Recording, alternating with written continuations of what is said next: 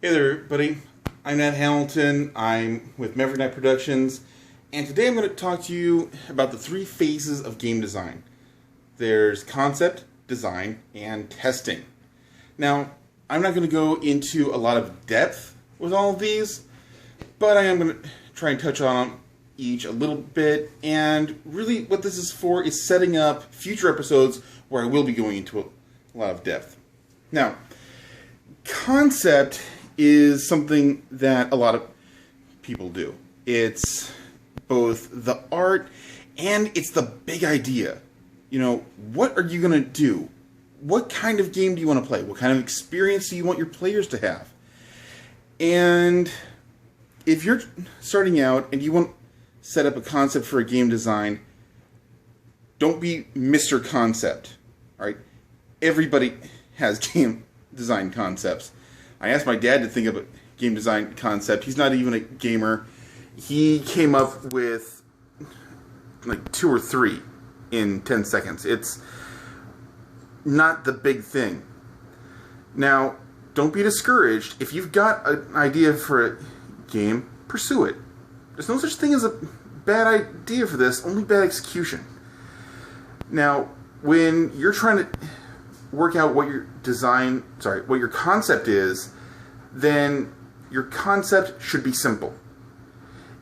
Are you fighting zombies by planting different flowers? Okay. Do you just want to run through a field collecting flowers? Do you want to go to different planets and do a bunch of random stuff on things that are procedurally generated? Who knows? Think of something simple. Alright? It's not about the art, though that is important. It's not about the story, which is also important. It's about the experience. That's what your root concept needs to be. Next, I'm going to talk about design. There's lots of different kinds of design. There's your controls, visual interface, your layouts, your level designs. But actually, let me show you. This is one of the card games that I'm currently working on. And I've been playing this and another card game every day for a while now. Past week and a half. Every day, just 4 hands at once, going and going and going over and over and over it, and trying to figure out what's working, what's not working, what really needs to change, and, well, what experience are my players going to be having? Now, I've talked about my game Gold Rush, and some people watching this video have played it, and if Gold Rush is a sprint to the end, then Zombie over there is an endurance match. It's really a test of patience, and you have to grit your teeth and get through it sometimes. It can be really frustrating. Also, is there phrasing in the rules that leaves it ambiguous? Is there too much detail and people get overwhelmed? I've also actually recently discovered an entirely new mechanic that makes it really interesting and completely shifts the tone of the game. Prepper is another one. Little things here and there, but they make a big difference. Alright, your design of your game you should get the first one done very quickly. Fast, cheap, easy. Just see, okay, what's working, what's not. Which leads me to testing.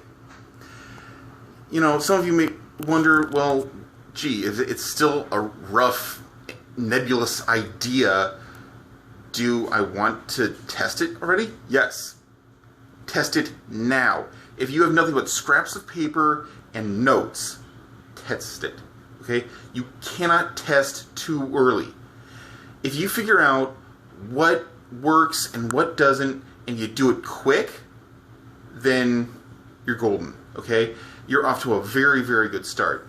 Let me bring you back over here. See, I'm playing 4 players because my card games tend to work best with 4 players for some reason. And I've just been, oh, here we go. Yeah. Playing over and over and over again, figuring out what works and what doesn't. Take notes. Tons of notes. Testing is all about taking notes. Believe me. It's like, testing whether or not a bridge works. You have to have as much data as humanly possible. What else can I say about testing that can't be figured out elsewhere? I don't know. Well, here's the thing. I know we all love our BioShocks and our Mass Effects, and we want to make big, wonderful worlds that our players can explore. But sometimes that's not what the game works best as. When I was making Gold Rush, for example, it had many decks of cards, and it had a whole board and a movement system. Through testing, I found out that if I junked half of the game's content, it moved a lot faster and it was a lot more fun. Also, just less stuff to keep track of whenever I showed it to people. It was partially a response to people who say they liked faster paced games. And also just thinking, okay, how can I simplify it? How can I make it easier to learn? Because it's really difficult to master. I'm not sure anyone's going to be able to master my games. There's a lot of luck involved. But I know that whenever I've shown my games off, people have had fun. And that's really what matters most to me, that people have fun and they tell me, I want to play it again. Now that I hear it coming out of my mouth, it sounds a lot like bragging. And I'm sorry about that, but it's a big part of my motivation, is knowing people enjoy playing my games. It really, really helps. Now, coming back over. Whoops. If you can avoid it, don't take video with a cell phone. You might drop it. Now, coming back over here, as you can see, I don't have any artwork on these. Not at all. I just have text and lines. But that's enough for me to test it and make sure that it's going to work. Because, believe me, what have people been complaining about with big AAA games? I just keep hearing buggy. I hear that it's just not fun. I hear that it's grind and slog. What you need to be focusing on from the very, very beginning, does it function and is it fun? Alright, well, I'm going to let you go because I might start sounding boring or start rambling, which I really don't want to do in these. I know that this was a very brief overview, and I don't know if I stuck the landing on all of my subjects, but I hope I got you interested anyway. The next 3 videos are going to be about these subjects in detail: concept work, design, and testing. I'm going to devote an entire episode to each one.